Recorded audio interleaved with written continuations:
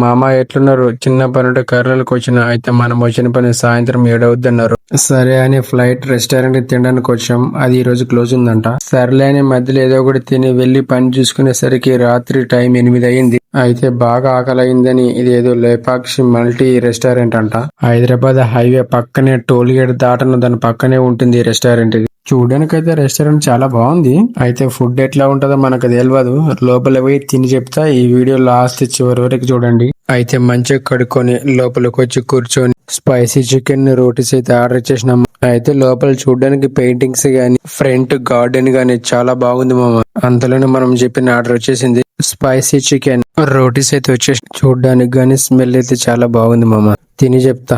నిజం చెప్తున్నా, టేస్ట్ అయితే అదిరిపోయింది మామ నిజంగా. ఇంకా నెక్స్ట్ లెగ్ పీస్ బిర్యానీ అయితే ఆర్డర్ ఇచ్చేసినాం. అది కూడా వచ్చేసింది మామ. బిర్యానీ చూడడానికి బాగుంది కానీ టేస్ట్ పరమ దరిద్రంగా ఉంది మామ.